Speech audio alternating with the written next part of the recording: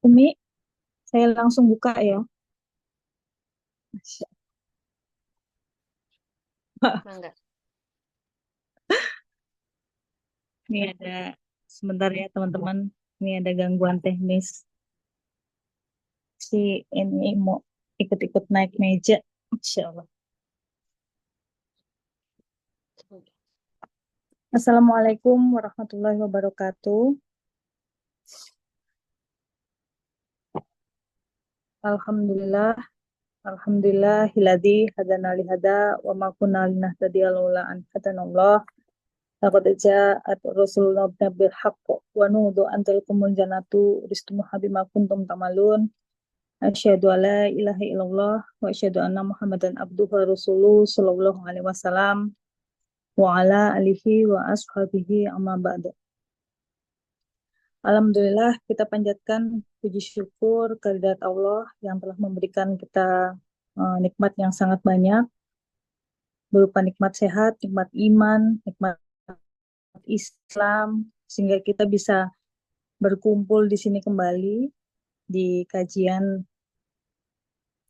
Muslimah Mengaji setiap pekan kedua dan keempat hari Kamis dengan tema Riyadus Asah Taman-Taman Wanita Solehah di kitab Badawi Mahmud Syekh yang akan disampaikan oleh Ustazah Meti. Tak lupa selawat dan salam kita haturkan pada junjungan besar kita Nabi Muhammad SAW beserta keluarga serta para tabi'in tabi'ahum. Semoga rahmat hidayah selalu tercurah kepada kita dan beliau bisa memberikan syafaat pada kita di hari kiamat kelak. Amin amin ya robbal alamin. Melanjutkan kajian kita, kajian series. Jadi ini kajian series ya untuk teman-teman yang mungkin baru bergabung. Eh, saya ucapkan selamat datang. Ini adalah kajian series yang dilaksanakan Muslimah Mengaji setiap pekan kedua dan keempat. Jadi untuk judul-judulnya nanti bisa dilihat di Instagramnya Muslimah Mengaji. Dan melanjutkan yang kemarin, kemarin ada pertemuan pertama kemuliaan wanita di mata Al-Quran, hak wanita yang telah digariskan Islam. Yang ketiga, kedudukan wanita di tengah masyarakat Islam. Yang keempat, wanita punya hak untuk menentukan masa depannya. Yang kelima adalah wanita makhluk yang lemah. Nah, ini untuk pekan ini lanjutannya adalah Islam sangat memperdulikan hak-hak wanita dan nanti kita lihat atau masih lanjut atau akan di pembahasan itu. Ustazah Meti Astuti, sudah siapkah? Baik, Mbak Siska. Saya mulai. Bismillahirrahmanirrahim. Assalamualaikum warahmatullahi wabarakatuh. Waalaikumsalam warahmatullahi wabarakatuh. Alhamdulillahirabbil alamin wa bihi nasta'in wa ala umuri dunya waddin. Shalatu wassalamu ala asyrofil anbiya'i wal mursalin. Sayyidina Muhammadin wa ala alihi wa ashabihi wa man tabi'ahu bi ihsanin ila yaumiddin. Rabbi israh li sadri wa yassir li amri wa hlul 'uqdatam min lisani yafqahu qawli. Rabbana zidna ilma wa rzuqna fahma bi rahmatika ya arhamar rahimin. Alhamdulillah, akhwati fillah rahimakumullah, para teman-teman sholihah di Muslimah Mengaji, per 2 pekan ya, sebenarnya pengennya tiap pekan, cuma belum yakin gitu ya, belum yakin bisa istiqomah tiap pekan. Jadi sementara, kita lakukan 2 pekan sekali, semoga Allah mudahkan, Allah kuatkan, Allah ikhlaskan, sehingga nanti kita mampu melaksanakannya setiap pekan ya, karena agak aneh juga ya kajian 2 pekan sekali tuh kayaknya terlalu lama gitu, saya sampai lupa udah sampai bab mana gitu ya. Jadi, kita masih di bab besar ya, bab pertama yaitu nikmat Islam, dan kita sekarang masuk ke poin E ya, wanita makhluk yang lemah. Mudah-mudahan nanti kita bisa membahas 2 poin, Islam sangat mempedulikan hak-hak wanita, sehingga nanti ada 3 poin berikutnya, nikmat Islam terhadap wanita yang menjadi utang kita gitu ya, tentang keluhan seorang wanita yang didengar langit. Di dalam masyarakat Islam, wanita ada harganya dan wanita adalah penghuni surga terbanyak gitu ya. Nah, kita akan masuk ke pembahasan wanita adalah makhluk yang lemah. Jadi ini adalah dinukil dari sebuah hadis ya, dari Aisyah radhiyallahu anha menuturkan nih di dalam kitabnya memang bahasa Arabnya tidak dicantumkan. Sebenarnya di bahasa Arabnya ada ya, tapi saya nggak buka PDF-nya di laptop, jadi saya ambil dari hard copy yang udah saya print dan di kitab terjemahnya tidak disertakan bahasa Arabnya ya. Jadi saya bacakan saja terjemahnya dan saya lupa mencari PDF-nya karena ya belum sempat. Dan Aisyah menuturkan suatu ketika seorang ibu bersama dua anak perempuannya mendatangiku meminta sedekah. Namun aku tidak memiliki sesuatu yang bisa aku beri selain satu buah kurma ya. Maka aku berikan kurma itu kepadanya. Sang ibu kemudian membagi kurma itu untuk kedua anaknya. Ia sendiri tidak memakan sedikit pun dari kurma itu. Setelah itu ia pergi bersama anaknya, manakala Rasulullah SAW datang, aku langsung menceritakan kejadian itu kepada beliau. Rasulullah SAW pun bersabda, tidakkah seseorang diuji dengan anak-anak perempuan, kecuali mereka akan menghindarkannya dari siksa neraka. Hadis riwayat Bukhari Muslim ya, berarti hadis sahih. Nah, di dalam hadis ini frase tidaklah akan diuji. Ya, berarti memang mananya adalah bahwa anak perempuan itu akan menjadi ujian gitu ya. Anak perempuan itu dikatakan ujian karena bagi sebagian besar orang mendidik anak perempuan itu menjadi semacam beban ya, beban yang menyusahkan. Kenapa demikian? Karena bisa dibayangkan orang tua ketika dianugerahkan kepadanya anak perempuan begitu ya, kita bisa pahami secara kebutuhan sepertinya memang lebih banyak daripada anak laki-laki. Lebih-lebih lagi sebenarnya ada satu siklus kehidupan yang berbeda antara anak perempuan dengan anak laki-laki, yaitu ketika mereka sudah menikah, maka mereka akan dibawa suaminya, gitu ya. Jadi ibaratnya ayahnya menafkahi, mendidiknya, membesarkan dengan penuh rasa cinta, begitu ya, dengan seluruh pengorbanan. Tetapi ketika sudah balik, dia diambil orang lain ya, bahasa kasarnya begitu ya. Sehingga makanya kenapa mendidik anak perempuan itu sangat membutuhkan upaya yang luar biasa, ditambah dengan nanti di sini kita akan dibahas hadis dari Abu Hurairah bahwa karakter anak perempuan itu seperti tulang rusuk yang bengkok. Ini saya padankan dengan hadis berikutnya dari Abu Hurairah Rasulullah Shallallahu Alaihi Wasallam bersabda, kalau Rasulullah Shallallahu Alaihi Wasallam, mangkana yu'minu billahi wal yaumil akhir, fala yu'li jarah, wastausu bin nisa'i khairan, fa innahunna khuliqna min dila'in wa inna a'waja syai'in fid dila'i a'lanu fa in dhahabta tuqimuhu kasartahu wa in taruktahu lam yazal awwaja fastausu bin nisa'i khairan. Rasulullah Shallallahu Alaihi Wasallam bersabda, barang siapa beriman kepada Allah dan hari akhirat, janganlah menyakiti tetangganya. Dan aku berwasiat kepada kalian agar memperlakukan kaum wanita dengan baik, karena mereka tercipta dari tulang rusuk yang bengkok. Ya, di sini dikatakan karena mereka itu falayu dijar wastausu binisa'i khairun fa innahu khuliqna min dila'in ya. Jadi min dila'in itu dari tulang rusuk yang bengkok ya. Dan dikatakan di sini sedangkan tulang rusuk yang paling bengkok adalah yang paling atas ya. Ya, jadi wa a'waju syai'in fid dilli, jadi yang paling bengkok dari tulang rusuk itu adalah a'lahu yang paling atas. Fa in dhahabta tuqimuhu, maka kalau mereka bermaksud tuqimuhu meluruskannya, kasar tahu mereka akan mematahkan tulang bengkok tadi. Jadi kalau coba diluruskan, tulangnya jadi patah. Wa in tahu, tapi kalau mereka biarkan tulang rusuk itu, lam yazal a'waja lam yazal a'waja, maka dia akan tetap bengkok ya. Maka dia akan selamanya bengkok. Fastausu, maka jagalah baik-baik binisa'i khairan, para wanita itu. Jadi aku berwasiat kepada kalian untuk menjaga baik-baik para wanita gitu ya. Jadi maknanya di sini yang dimaksud dengan para wanita itu memiliki tulang rusuk yang bengkok. Ini hadisnya hadis sahih ya, riwayat Bukhari dan Muslim. Jadi ini bukan persangkaan, bukan juga semacam perendahan kepada perempuan, tapi memang ini hadis riwayat Bukhari dan Muslim. Berarti hadis sahih, kita perlu mencari tahu pendapat para ulama mendefinisikan dila ya, mendefinisikan tulang yang bengkok tadi gitu ya. Yang dimaksud tulang rusuk yang bengkok itu, sebagian ulama mengatakan kita tidak mudah mengambil manfaat darinya kecuali setelah mengikuti keinginannya dan bersabar dengannya. Jadi misalnya seorang suami gitu ya ingin mendapatkan pelayanan maksimal dari istrinya, ya berarti si suami itu harus bisa dikatakan di sini nurutin kemauan istrinya dan bersabar terhadap istrinya.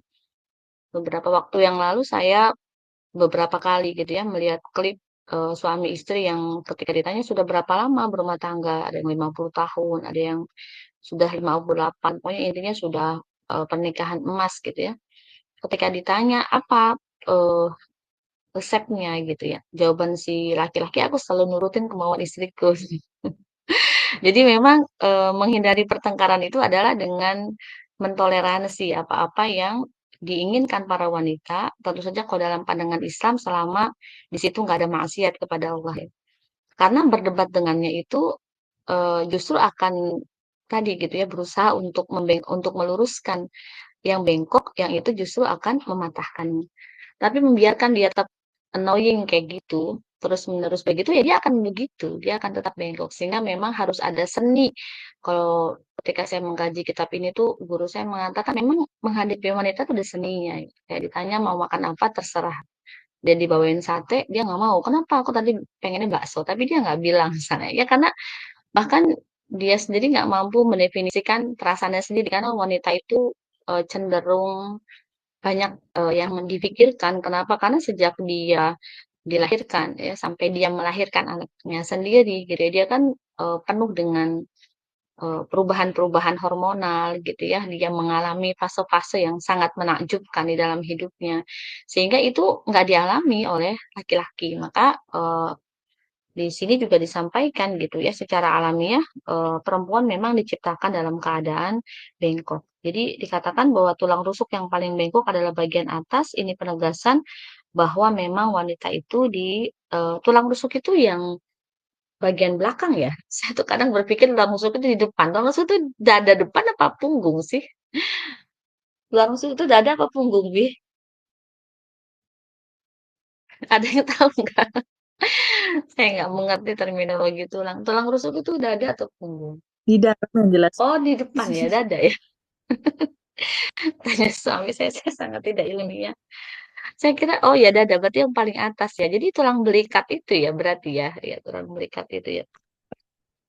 Jadi ketika dikatakan jika engkau membiarkan dia akan selamanya bengkok, itu merupakan anjuran ini dalam kitab ini yang menurut Syekh Badawi Mahmud Syekh untuk benar-benar bersabar dalam membimbing dan mendampingi perempuan. Karena meluruskan tulang rusuk yang bengkok sejatinya adalah mustahil, bahkan jika dipaksakan akan membuat tulang rusuk itu patah. Jadi ya memang harus bersabar untuk hal-hal yang nggak semua hal itu perlu diperdebatkan. Dalam banyak jokes, kadang saya kalau ngobrol sama suami, kita bisa bertahan ya menikah 19 tahun, Umi tahu rapnya. Apa kata dia? Ya karena Abi selalu mengalah apapun yang Umi mau, terus dia ketawa. Artinya kalau kami berargumentasi gitu, selalu mengatakan yes ma'am gitu. Artinya kita selalu menang gitu. Ya, ya ini joke aja ya, joke aja. Artinya bahwa memang perlu bersabar dengan kompleksitas ya pikiran para wanita, apalagi yang belum terlatih melakukan mind mapping, dia sebenarnya mau apa antara perasaan dengan pemikiran juga tidak apa istilahnya tidak clear begitu ya. Ini saya ngomong dalam konteks hadis ya. Nanti kalau banyak yang membantah, Ustaz aku pengen merendahkan perempuan. Saya katakan apa sih yang membuat eh, perasaan itu menjadi lebih rendah dibandingkan akal ya. Dari sisi bahwa mereka sama-sama punya potensi itu kan iya. Kalau saya sih kuncinya selama tidak melanggar hukum syariat begitu ya. Artinya bahwa memang proporsinya tepat, ya nggak ada masalah kan begitu ya. Masing-masing orang kan punya komposisi yang berbeda-beda ya antara berdasarkan latihan. Karena kalau kita dari bayi ya kita akan diberikan potensi yang sama. Tetapi bahwa masing-masing orang dengan perjalanan hidupnya gitu ya, dia akan punya kadar kebijaksanaan ya, kadar menyelesaikan masalah yang berbeda-beda begitu ya. Nah, di sini dikatakan di dalam penjelasan hadis ini ya, ini sebentar apa namanya footnote-nya itu saya cari di mana ya footnote-nya. Jadi di sini ada footnote-nya, dia bilang, oh sorry sorry ada di belakang. Footnote-nya itu Satu masing-masing bab ya. Oh, oh iya. Jadi di dalam kitab Al-Alaf Al-Mukhtarah ya min Sahih Bukhari ya karya Abdul Salam Harun ya di sini disampaikan bahwa dari Sunan Ibnu Majah jadi ini hadisnya dinukil beliau oleh dari kitab lain disebutkan dalam sebuah riwayat Sarokoh bin Malik bahwasanya Rasulullah bersabda, "Maukah engkau aku beritahu sedekah yang paling utama, yaitu bersedekah kepada anak perempuanmu yang dikembalikan kepadamu atau diceraikan suaminya dan tidak lagi memiliki orang yang dapat memberinya nafkah selain dirimu." Nah, itu hadis yang tadi diambil dari kitab itu dan hadis-hadis yang serupa menandakan bahwa kebergantungan perempuan terhadap nafkah dari laki-laki begitu ya, terus anjuran untuk bersabar kepada perempuan dalam menasihati karena karakter perempuan diciptakan dari tulang rusuk yang bengkok itu adalah kemuliaan bagi seorang laki-laki bahkan dianggap sedekah yang paling baik ya. Kalau dia misalnya menafkahi lagi anak yang dicerai oleh suaminya dan kembali pulang ke rumah orang tuanya gitu ya. Imam Al-Ghazali juga mengatakan bahwa kewajiban seorang suami terhadap istrinya adalah menggaulinya dengan baik dan memperlakukannya dengan akhlak mulia, bersikap baik kepada mereka tidak terbatas hanya dengan tidak menyakitinya, tapi juga menghentikan segala perbuatan jelek yang ia lakukan dan sabar kepada kemarahannya. Sebagaimana Rasulullah SAW suatu hari istri-istrinya membalikan perkataan beliau atau istilahnya itu menjawab gitu ya. Bahkan salah seorang dari mereka tidak mengacuhkan beliau sampai malam. Nah, ada kalanya suami juga harus menyisipkan canda dan gurauan dalam pergaulan dengan sang istri agar hati istri menjadi tenang ya. Nah, hadis ini juga menunjukkan kedermawanan Aisyah. Ia rela memberikan satu-satunya makanan yang dimilikinya, dalam hal itu kurma, untuk membuat Aisyah akhirnya mendapatkan ibroh gitu ya, mendapatkan pelajaran dari proses itu. Jadi dia tahu bahwa memang kenapa kadang-kadang ada laki-laki yang bilang, "Aduh, istri aku sulit dimengerti," dan sebagainya. Bukan untuk membenarkan ya, membenarkan perempuan yang manja, bukan untuk membenarkan perempuan yang tidak dapat dimengerti, tetapi memang dalam pandangan Islam, wanita itu dibuat dari tulang rusuk yang bengkok. Maknanya laki-laki diminta bersabar ya dalam proses mendidik dan mendampingi perempuan dan diminta untuk tadi kalau dalam bahasa Badawi Mahmud Syekh adalah menyelipkan canda sehingga si perempuan tadi menjadi tenang, tidak disikapi dengan keras ya. Kalau hari ini ada wanita-wanita yang terlihat keras, ya dominan dan sebagainya, sebenarnya kalau menurut saya ya bukan berarti salah juga ya, cuma mungkin penampakan luar itu tidak menghilangkan fitrah dasarnya bahwa dia diciptakan dari tulang rusuk yang bengkok gitu. Artinya setiap orang perlu memberikan pemahaman dan kesabaran yang luar biasa. Makanya saya ngelihat ya fenomena perceraian artis gitu belakangan ini, ya bisa jadi karena salah satunya ya kita kan sebenarnya yang bercerai nggak cuma artis ya, banyak warga biasa juga bercerai, cuma kan kita nggak tahu beritanya. Sehingga kita bisa mengambil ibrah dari perceraian artis-artis itu, ya mungkin salah satunya adalah ketidakmampuan suami istri tadi itu gitu ya untuk saling mengingatkan di antara mereka, terutama kesabaran suami terhadap mendampingi istri. Misalnya dia punya ekspektasi apa, punya pola kehidupan yang bagaimana gitu, punya impian-impian apa yang si suami ini tidak siap mendampingi istrinya tadi itu. Jadi saya sampai bisa menyimpulkan gitu ya dari apa ya, dari ya bacaan saya, dari pengalaman hidup bahwa rumah tangga yang bertahan itu dan sukses gitu ya sampai maut saja yang memisahkan mereka, salah satunya ada peran kesabaran suami dalam mendampingi rupa-rupa tingkah laku istri gitu ya. Selama bukan dikarenakan selama tidak dalam kerangka maksiat kepada Allah. Ini konteksnya dalam hadis ini aja ya, bukan yang lain gitu. Itu tentang hadis wanita adalah makhluk yang lemah ya.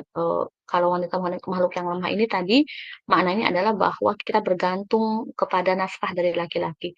Ustazah bagaimana dengan wanita yang bisa menafkahi dirinya sendiri ya, ya tidak melepaskan karakter dasarnya gitu. Karena sebenarnya ketika seorang wanita mampu menafkahi dirinya sendiri dalam makna dia punya pekerjaan dan sebagainya, itu kan memang kemampuan yang tidak dituntut oleh syariat ada pada seluruh wanita gitu ya.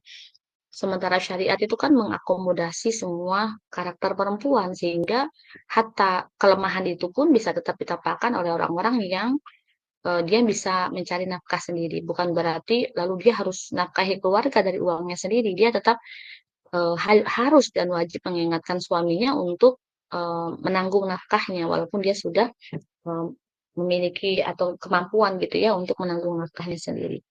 Nah, itu hadis ke eh, poin 5 ya. Nah, sekarang kita lanjut ke poin berikutnya. Ini Mbak Siska, kita lanjut dulu aja ya. Nanti sampai mudah-mudahan bisa selesai di bab pertama ini sehingga baru Ya, mungkin 5-10 menit terakhir saya kasih sesi tanya jawab ya. Eh, Poin berikutnya atau sebab berikutnya dari Islam sangat mempedulikan hak-hak wanita. Ini juga sangat penting ya dari hadis riwayat Ahmad, Ibnu Majah dan Hakim. Dikatakan ini uharriju alaikum haqqad dha'ifaini al yatimu wal mar'atu. Aku haramkan atas kalian hak dua orang yang lemah yaitu anak yatim dan perempuan gitu ya. Nah, makna dari hadis ini berarti Rasulullah SAW sangat memperhatikan perempuan ya sehingga sampai mengatakan aku haramkan atas kalian hak dua orang yang lemah yaitu anak yatim dan perempuan. Aku haramkan di sini maksudnya barang siapa merampas dua hak orang tadi itu yaitu anak yatim dan perempuan maka dia akan mendapatkan dosa ya. Oleh karena itu Rasulullah sampai memperingatkan dengan keras ya. Ibnu Athir juga mengatakan maknanya adalah aku haramkan berbuat zalim kepada wanita dan anak yatim gitu ya. Hak kedua orang yang lemah maksudnya adalah hak mereka yaitu baik hak-hak yang bersifat asasi dan menempel pada dirinya maupun hak yang berkaitan dengan keuangan dan lain-lain. Jadi kalau seorang istri punya hak keuangan untuk dinafkahi suami lalu suami menzaliminya maka Rasulullah mengatakan itu haram. Anak yatim misalnya mereka tidak ada yang menanggungnya lalu dia terlantar maka itu adalah sebuah keharaman yang akan dosanya itu akan menempel kepada orang-orang yang seharusnya punya kemampuan atau kewajiban untuk menafkahi anak anak yatim tadi begitu ya.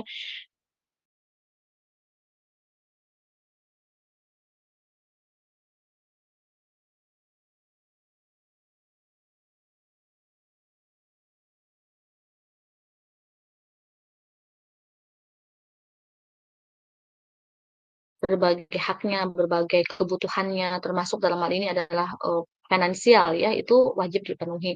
Kebutuhan psikologisnya ya, dukungan terhadapnya itu dilarang menzalimi perempuan. Makanya kalau ada suami-suami yang sampai melakukan KDRT, baik secara fisik maupun verbal, yaitu berarti dia sedang menzalimi perempuan dan dia terkena dalam larangan keharaman tadi di dalam hadis riwayat Ahmad, Ibnu Majah dan hadis berikut dari Jabir bin Abdullah, hadisnya panjang ya. Pada saat haji wada, Rasulullah SAW menyampaikan khutbah, bertakwalah kalian dalam masalah perempuan. Sesungguhnya mereka adalah awan bagi kalian. Ya. Ittaqullah fin nisa'i fa innahunna awana indakum. Ya. Jadi awan bagi kalian. Maksudnya apa? Kalian mengambil mereka dengan amanah Allah, kalian halalkan kemaluan mereka dengan kalimat Allah, dan kalian diwajibkan untuk memberi makan, memberi mereka nafkah dan pakaian yang baik dengan baik. Hadis riwayat Muslim gitu ya.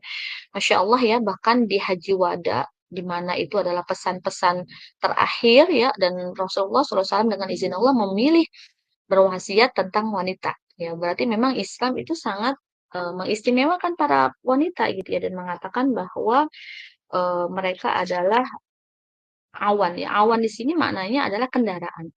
Maknanya bahwa ini ancaman bagi siapapun yang menyakiti wanita dan berlaku sewenang-wenang di perempuan dan anak yatim gitu ya. Maksudnya adalah kita para laki-laki itu mengambil amanah dari wali ya untuk ditanggung olehnya dalam pernikahan ya.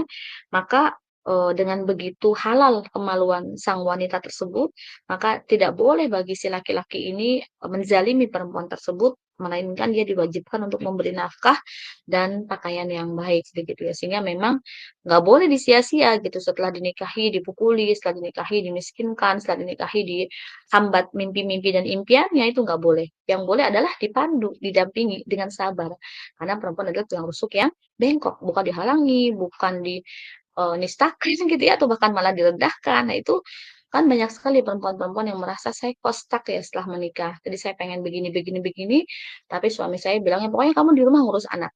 Bukan nggak boleh berkata begitu, tetapi lebih utama lagi bersabar kepada perempuan dengan mengakomodasi dan mendampingi gitu setiap impian-impiannya sehingga dia tidak terpatahkan dengan kondisi-kondisi di mana dia harus berkorban lebih dulu karena mungkin dia punya anak masih kecil, dia punya rumah tangga yang harus dia urus. Misalnya saya pernah ditanyai ya oleh seseorang yang ikut kelas saya itu, dia bilang, saya dapat beasiswa S2 ke luar negeri, dan saya harus melepasnya karena pernikahan. Tapi sekarang saya kadang masih suka sakit kalau ingat itu, kata dia, bahwa saya melepas mimpi itu. Saat itu ya saya memilihnya secara sadar. Tetapi semakin ke sini saya merasa bahwa sepertinya pernikahan bukan tempat yang tepat buat saya, karena saya tidak merasa berkembang dan sebagainya, sambil seingat saya dia begitu terharu gitu ya ketika menyampaikan itu. Saya tidak bisa menyalahkan perempuan ini 100%, sebagaimana saya juga tidak bisa membebaskan suaminya dari tuduhan dalam tanda petik bahwa menikahi wanita-wanita yang cerdas, menikahi wanita-wanita yang penuh mimpi di dalam hidupnya, menikahi wanita-wanita yang bervisi, ya entah itu untuk kehidupan ekonomi, untuk kehidupan ilmu pengetahuan yang dia sukai misalnya, atau untuk karir yang dia inginkan, atau untuk cita-cita apapun yang sudah dia rajut sebelum dia menikah, maka tugas laki-laki adalah bersabar mendampingi dan mengarahkannya, bukan langsung memutus gitu, memupus harapan wanita tadi sehingga dia sampai berkata, saya merasa stuck dan saya merasa menyesal telah melepas apa yang dulu sudah saya impikan. Ya dulu saya melakukan ya Ustazah karena ya saya merasa saya memang menginginkan pernikahan itu. Tapi perasaan itu tidak berlangsung lama begitu ya. Artinya setelah itu dia merasa kayaknya dulu saya salah ngambil keputusan gitu ya. Dan kan wanita-wanita seperti ini kan harus dipuk-puk ya, harus diajak ngobrol tentang bagaimana mereorientasi lagi hidupnya. Bahwa bukan berarti yang dikatakan berkembang itu harus sama jalannya dengan ketika dia masih gadis, harus kuliah S2 ke luar negeri, kan enggak harus begitu juga. Walaupun bukan berarti enggak begitu juga, artinya bisa saja. Tapi yang perlu dipetakan adalah sejauh mana resource sumber daya yang dia miliki, baik itu keluarga, anak-anak, keuangan gitu kan, waktu, termasuk mungkin pekerjaan suaminya, berbagai variabel yang terkait dengan rumah tangganya untuk dimasukkan dalam pertimbangan-pertimbangannya. Dan ini tentu saja membutuhkan tadi gitu ya, kedewasaan berpikir, kematangan dalam bersikap, sehingga dia mengambil opportunity cost paling, apa istilahnya ya, yang resikonya paling kecil.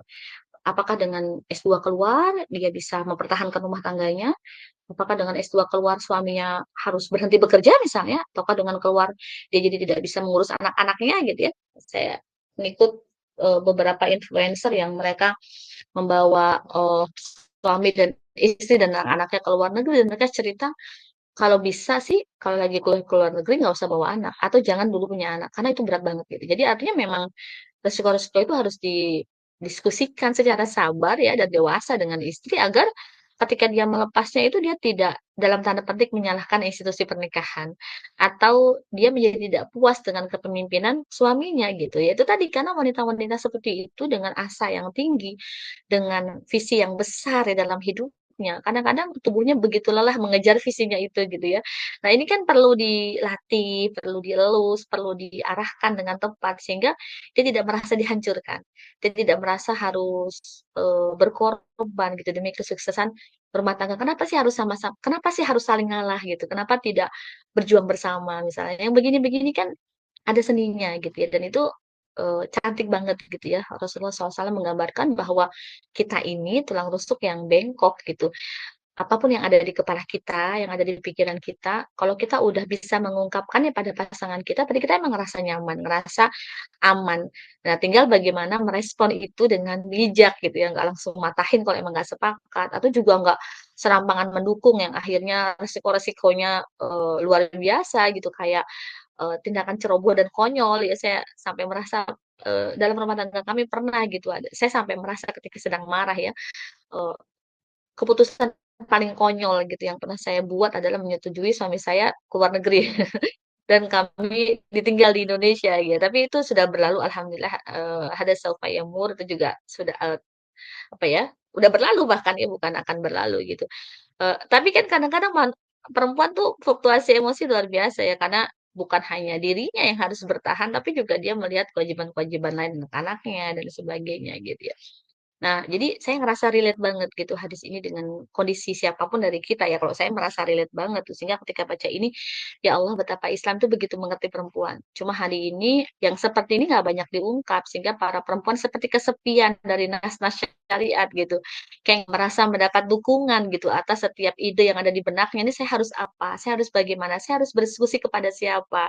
Saya harus curhatnya kemana? Yang ada cuma rasa bersalah, yang ada cuma merutuki diri sendiri, yang ada mungkin mengurung diri dan mengalienasi gitu karena merasa dunia nggak ngerti kita gitu ya, yang ada disuruh kerja kerja kerja kerja gitu kan, pengaruh utamaan gender segala macam padahal yang kita mau nggak begitu juga gitu, bukan harus eksis ngantor atau karir kan, nggak gitu juga. Tetapi setiap wanita pasti punya asa terhadap kehidupannya agar dia merasa lebih berarti gitu ya. Nah itu perlu diobrolin ya, walaupun bukan berarti menjadi ibu dan pengatur rumah tangga tidak berarti ya. Tetapi kan kita nggak bisa terus langsung katakan kamu nih gimana sih jadi ibu rumah tangga tuh mulia sekali.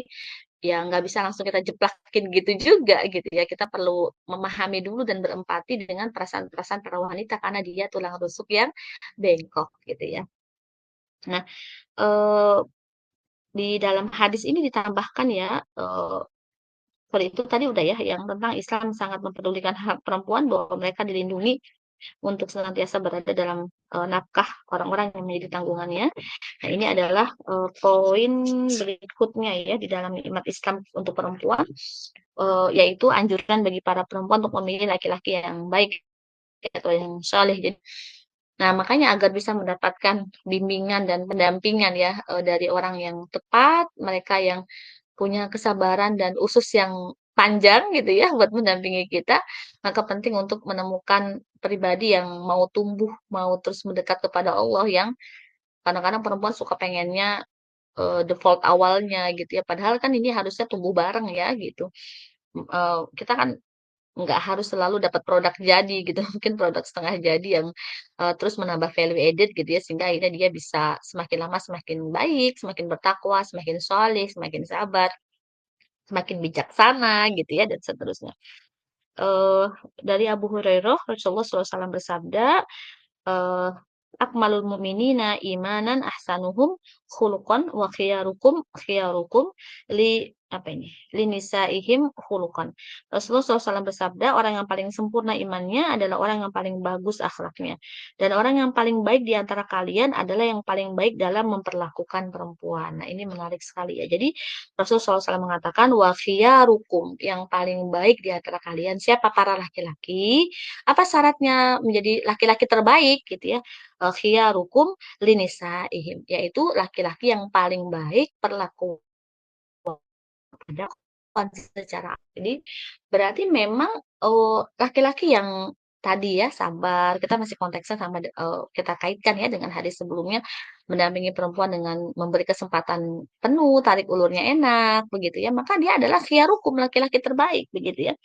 Nah, Iyas bin Abdullah menuturkan, suatu ketika Rasulullah SAW bersabda, janganlah kalian pukul hamba-hamba perempuan Allah. Nah, jadi ini adalah hadis yang eh, Allah sampaikan bahwa nggak boleh mukul eh, apa istri-istrinya, ya, nggak boleh memukul budak-budak perempuan yang memang digauli oleh tuannya, begitu ya. Jadi bukan hanya kepada budak perempuan, tapi kepada istri.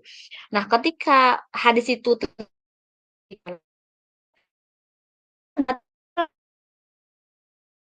wanita yang bersikap tidak baik kepada suami-suami mereka gitu ya.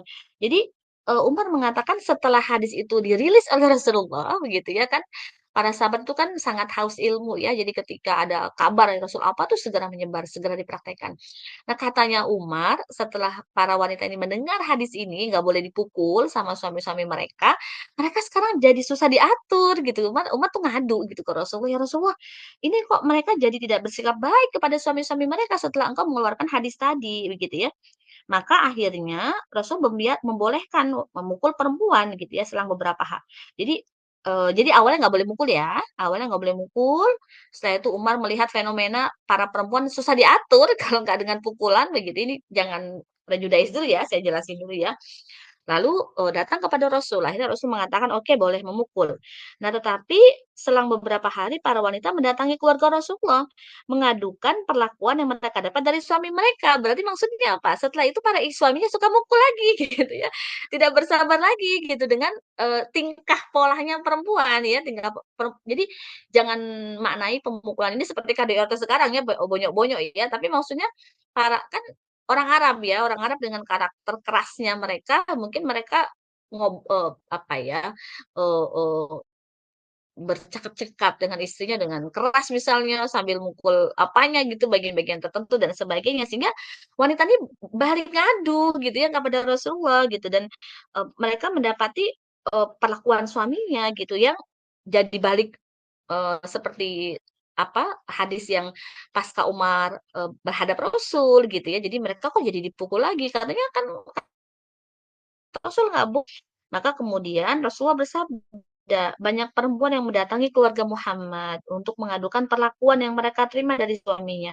Ketahuilah oleh kalian, sesungguhnya mereka, suami-suami yang memukul istri-istrinya, tidak termasuk orang yang paling baik di antara kalian. Dalam hadis riwayat Abu Dawud, Ibnu Majah, Darimi, Ibnu Hibban, dan Hakim. Jadi maknanya begini teman-teman, kan memang di dalam Islam ada mekanisme pukulan ya, kalau istri melakukan nusyuz dan itu pun dengan ada tahap-tahapnya, ada persyaratannya gitu ya. Nah, satu keunikannya, Rasul mengatakan boleh si laki-laki ini mengambil hak memukul perempuan untuk setelah melalui tahapan-tahapan karena si istrinya nusuk, tetapi dia dikeluarkan dari kategori khiyarukum, sebaik-baik laki-laki di antara mereka, gitu. Jadi mukul itu sekali saja seorang suami memukul istrinya, dia keluar laki terbaik, gitu kan. Berarti kan sebenarnya ya Islam membolehkan dalam konteks yang si wanita ini nggak bisa diatur, udah dipisahin tempat tidur misalnya, udah dinasehatin nggak mau gitu kan, dipukul di tempat yang tidak menyakitkan dan tidak menimbulkan bekas, misalnya dengan 100 jerami gitu ya, kayak di masanya, siapa itu, salah seorang nabi ya, ketika istrinya itu nggak menuruti perintahnya, dia berjanji akan memukulnya dengan 100 apa coba dia ngambil rumput ya, tali jadi 100 dipukulkan sekali kepada istrinya, karena dia mengatakan, "Aku akan memukulnya 100 kali." Ya itu kan satu kali dengan 100 rumput itu ya menjadi 100 kali gitu ya. Nah, itu sebenarnya pukulan sayang, pukulan takdib ya, pukulan, apa istilahnya itu, pelajaran begitu ya.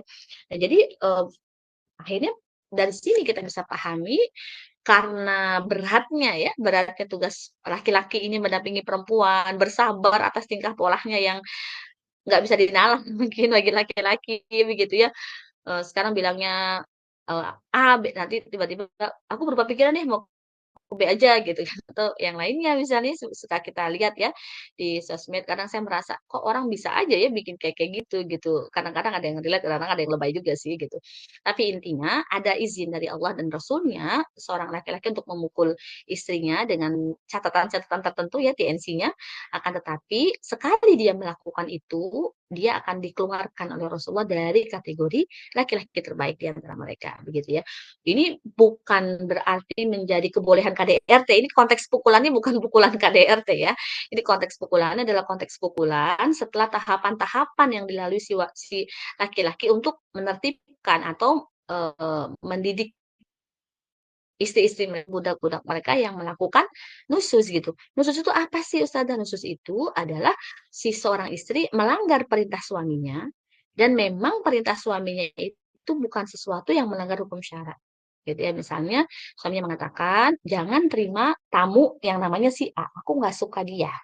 Gitu ya. Melanggar hukum syara nggak? Enggak kan? Itu kan rumah suaminya yang tempat suaminya menyediakan buat menaungi istrinya kan begitu. Nggak harus laki-laki, misalnya perempuan, "Jangan terima dia, aku nggak suka, dia tukang gosip lah, atau dia, janda yang genit," misalnya, atau apa gitu ya. Tetapi si wanita ini karena nggak enak gitu ya, mungkin disamperin tetangganya, diterimalah si tetangga yang nggak disukai suaminya ini di situ. Ya itu nusyuz, gitu, nusyuz. Nah, nggak boleh gitu kalau suaminya memerintahkan sesuatu yang, memang tidak melanggar hukum syara, hatta sebenarnya awalnya mubah-mubah aja, tapi ketika suami sudah keluar amar gitu ya, jangan. Ya itu maka ya jangan dilanggar. Ya kalau Anda melanggar, Anda harus minta keridhaan suami gitu. Makanya saya kadang kalau suami minta, "Panjangin dong kerudungnya sampai sampai ini," gitu ya, saya suka bilang, "Ini perintah bukan nih?" Gini. not my style lah untuk sepanjang itu gitu kan, karena insya Allah kita paham ya batasan-batasan syariatnya.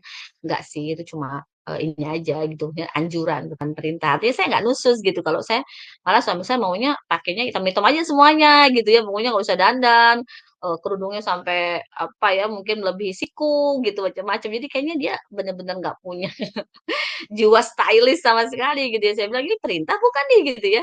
Ya enggak sih gitu. Makanya akhirnya, eee, kita jadi ngerti gitu, oh ya baik berarti ini sebenarnya bukan sesuatu yang kalau kita lampaui, keinginannya itu tidak dianggap sebagai nusus gitu ya.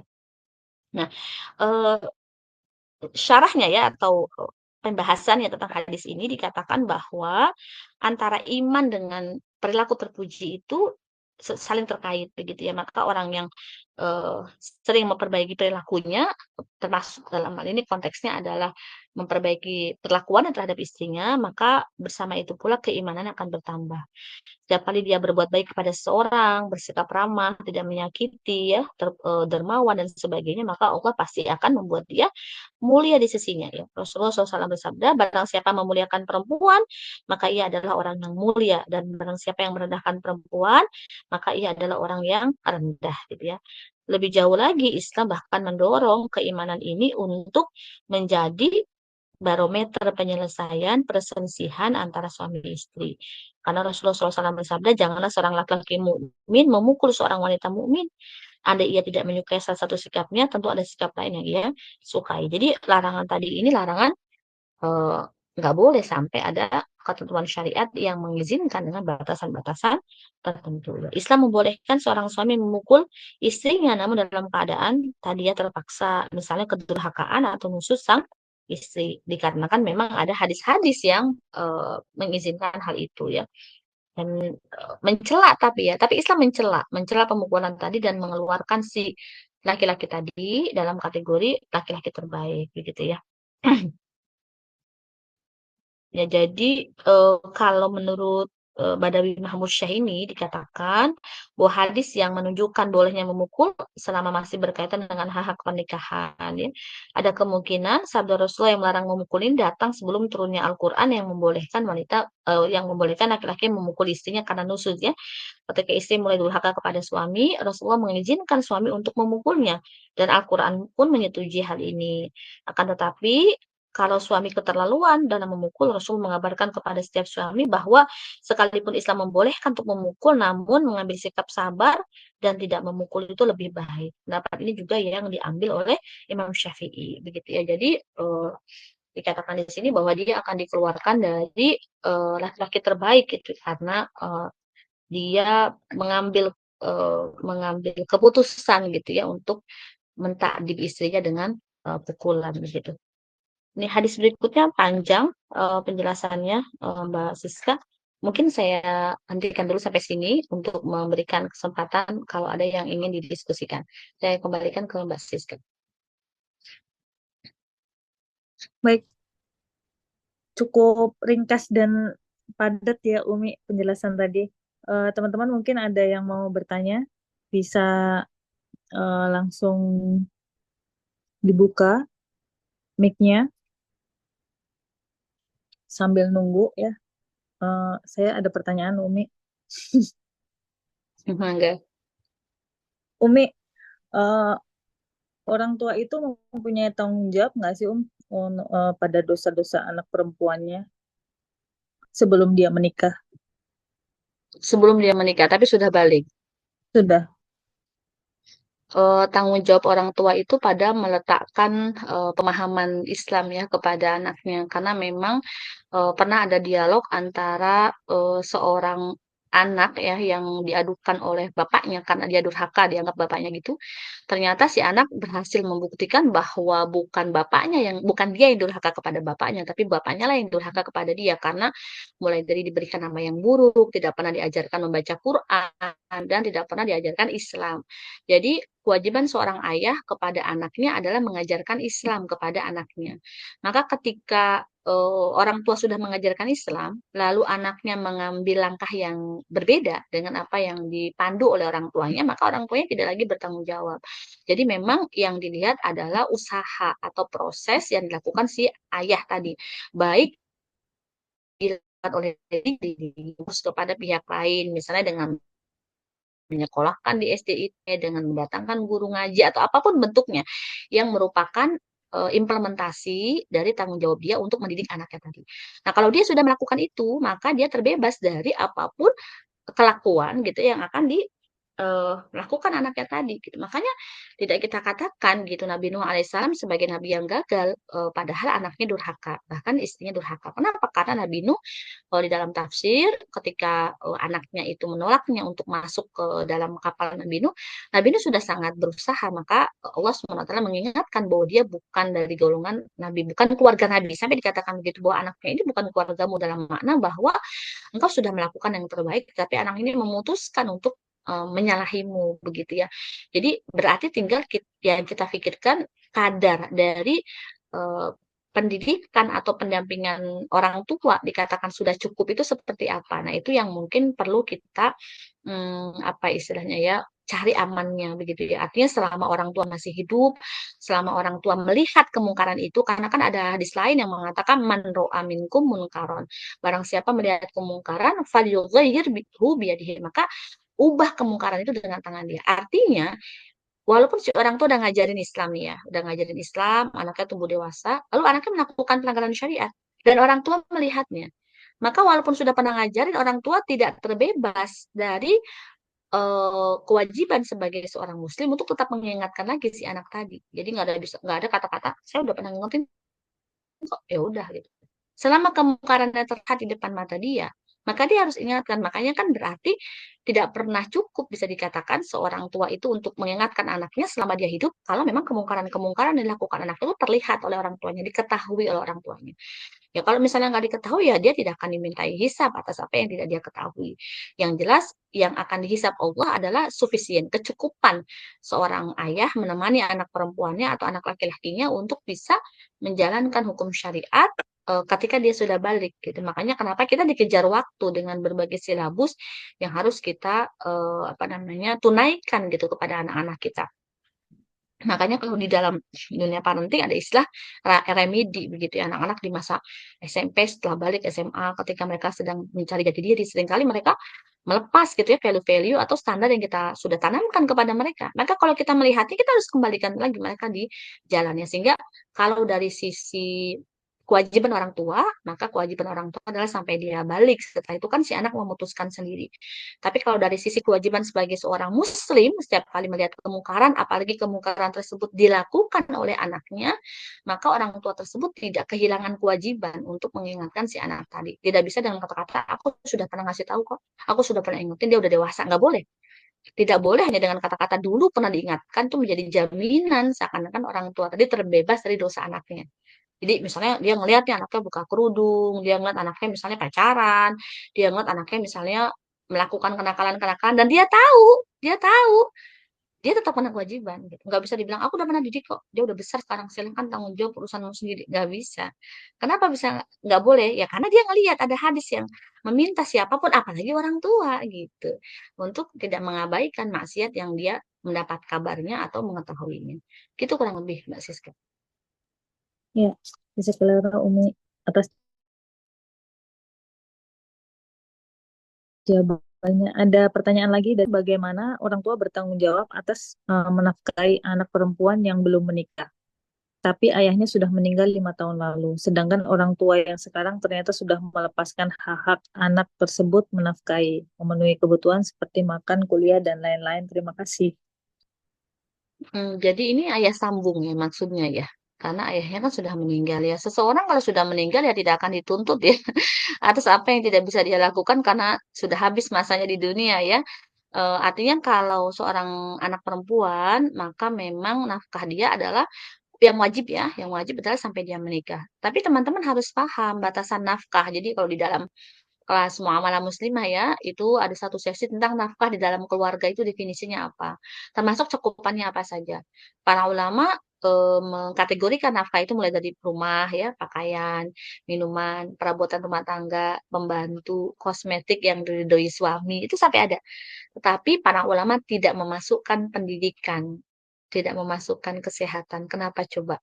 Karena ketika para ulama itu menggali hukum-hukum Islam, dan juga melihat realitas pada masa ketika Islam berjaya, pendidikan dan kesehatan itu tidak ditanggung oleh seorang ayah, tetapi disediakan oleh negara. Sehingga nafkah ayah itu tidak termasuk di dalamnya menyekolahkan anak. Nafkah ayah itu adalah memahamkan Islam kepada anak. Ya kan nggak harus sekolah kan, bisa aja dia misalnya diajarin langsung, di surau dan sebagainya gitu. Sehingga sebenarnya eh, bukan harus kuliahnya begitu ya, tetapi memastikan si anak ini kalau di dalam surat An-Nisa ayat 9 ya, dia tidak lemah gitu. Apa lemahnya? Lemah ekonominya, lemah ilmunya. Nah, itu konteksnya kan tidak harus sampai kuliah gitu. Nah, hari ini seringkali anak menganggap itu bagian dari kewajiban orang tua. Sebenarnya itu bagian dari kewajiban negara yang dilepas oleh negara, akhirnya karena saking sayangnya orang tua kepada kita, mereka membackup ya kewajiban yang seharusnya bukan tanggung jawab mereka. Coba teman-teman lihat di dalam nas gitu, nggak ada orang tua diwajibkan menyekolahkan anak tuh, bukan menyekolahkan literally ya dalam mana begitu gitu, tetapi adalah mendidik si anak tadi sampai dia bisa mengenal Allah gitu ya, bisa mengenal Rasulnya, bisa mengenal hukum Islam, dan itu maknanya tidak harus menempuh pendidikan formal gitu ya, sehingga tidak bisa menyalahkan seorang ayah yang nggak bisa mengoleahkan anaknya misalnya, karena sebenarnya tanggung jawab itu adalah tanggung jawab yang harusnya diampu oleh negara. Kenapa? Karena menyediakan pendidikan itu sesuatu yang besar dan mahal ya. Kalau ditanggung oleh nafkah personal itu berat sekali, berat sekali.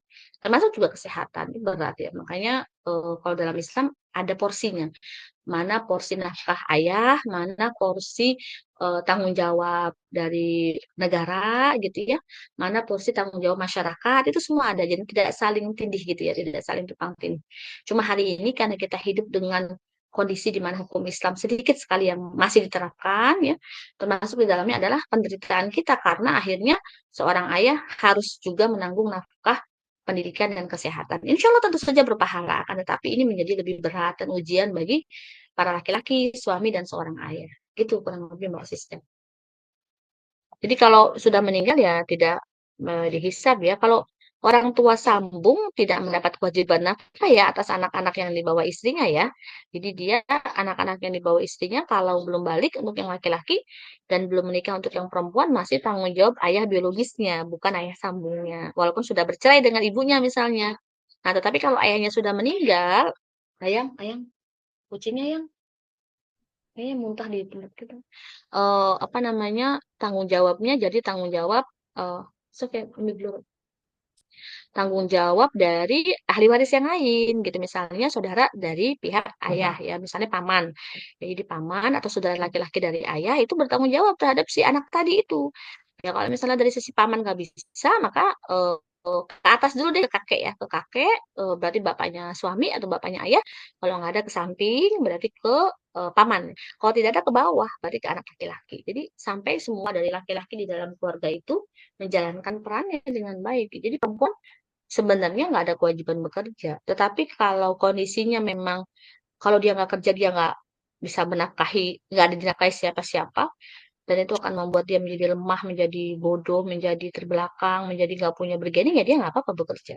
Kemubahan itu telah menjadi pahala bagi dia malah ya, karena berarti kan ada tanggung jawab orang lain yang dia ambil gitu. Tetapi kalau semua terpenuhi ya itu mubah lagi hukumnya gitu. Tapi kalau nggak bekerja, dia menjadi tidak bisa apa ya istilahnya meningkatkan kualitas hidupnya, malah akan membuat dia semakin apa istilahnya disapu oleh tantangan zaman gitu ya karena dia tidak punya skill, nggak punya pengetahuan ya maka bekerja menjadi satu keharusan yang dia lakukan gitu. Gitu Mbak Siska. Baik, kira-kira begitu jawabannya Mbak Lutfia. Masih bisa tanya lagi nih Om? Satu lagi ya. Ya, dari Ningjusa. Assalamualaikum Umi, izin bertanya. Pertanyaan saya kebalikannya Mbak Siska tadi bagaimana tanggung jawab orang tua kalau anak sudah berumah tangga? Oh mungkin maksudnya orang tua kan tadi yang saya tanya orang tua mempunyai tanggung jawab pada dosa anak perempuan enggak sebelum menikah. Tapi kalau sudah menikah, gitu ya kayak Mbak Ningjusa. Hmm, yes, tuh. Iya. Berarti kembalinya ke peran sebagai manusia ya, Mbak Siska, bahwa ada kewajiban untuk terus mendampingi, untuk terus misalnya ada pemahaman-pemahaman Islam yang belum diberikan atau terlewat diberikan atau terlewat ditanamkan, itu bisa juga diremedi di situ. Tetapi intinya sebenarnya ketika seorang anak sudah balik, ya masing-masing sudah bertanggung jawab kepada Allah. Cuma memang kalau di dalam Islam amar ma'ruf nahi mungkar kan nggak boleh berhenti ya, apalagi kepada orang-orang terdekat. Karena tanda cinta kita kepada orang-orang terdekat kita adalah menyelamatkan mereka dari api nerakanya Allah kan. Ku amfusakum wa ahlikum. Nah, diri kalian sendiri, wa ahlikum dan keluarga kalian dari api nerakanya Allah. Berarti itu perintah bagi siapapun yang memiliki hubungan kekerabatan untuk menyelamatkan keluarga terdekatnya ya sampai kepada kerabat yang dia kenal dari api nerakanya Allah. Dan bentuk kasih sayang yang paling murni, yang paling utama adalah yang menyelamatkan dari api neraka Allah. Berarti jagain mereka senantiasa terus bersyariat. Saya rasa begitu sih. Cuma kan kalau jauh, jauh dari jangkauan, misalnya rumahnya jauh, orang tuanya punya keterbatasan secara ya, kunjungi misalnya, si anak juga sibuk banget nggak pernah pulang sehingga nggak ada kabar. Nah yang begini-begini kan jadi masalah akhirnya ya. Artinya orang tua nggak bisa ikut membantu menasehati, anak juga nggak minta dinasehatin gitu ya. Jadi kadang-kadang ada banyak kondisi hari ini yang keluarga-keluarga itu mereka sudah memutuskan hubungan silaturahmi secara tidak sengaja begitu karena kesibukan. Padahal kan ya namanya tali itu kan ya harus dijagain ya. Kalau kita tidak pupuk, tidak kita suburkan ya dia lama-lama mengering dan putus gitu.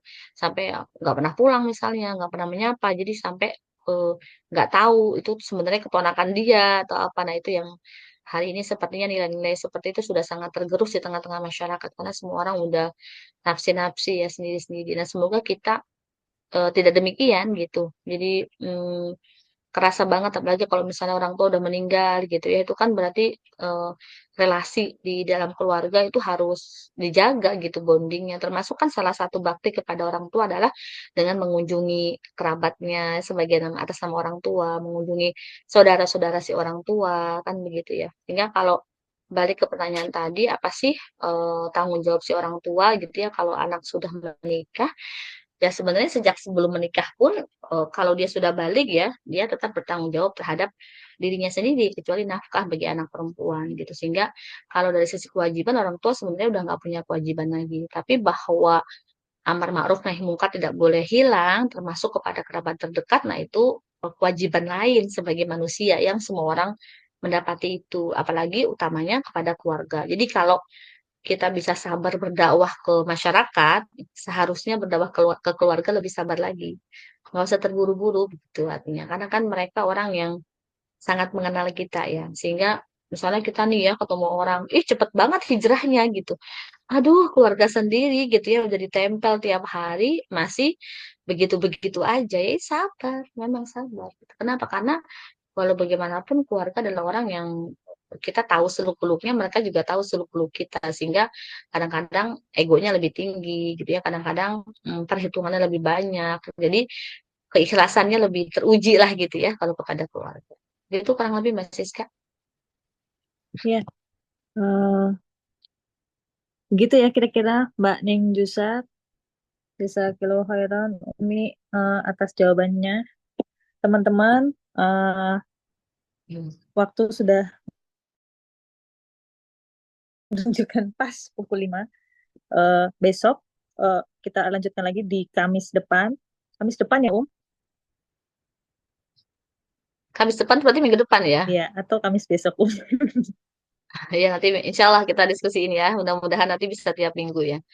Ya, Mudah-mudahan. eh, di topik ke depan nanti kita akan dengan judul Keluhan Seorang Wanita yang Didengar Langitnya. Ini kayaknya juga sangat menarik untuk kita bahas ilmunya. Semoga kajian kali ini bisa menguatkan diri kita, eh, menjadi bekal di dunia, bisa mendatangkan pahala di akhirat nanti. Amin amin ya rabbal alamin. Kita tutup dengan hamdalah bersama, istighfar 3 kali, astagfirullah, dan doa kafaratul majelis. Subhanallah wa bihamdika asyhadu alla ilaha illa anta astaghfiruka wa atubu ilaik. Ustazah Umi, Terima saya kasih pamit. banyak. Iya, pamit juga. Assalamualaikum warahmatullahi wabarakatuh. Umi.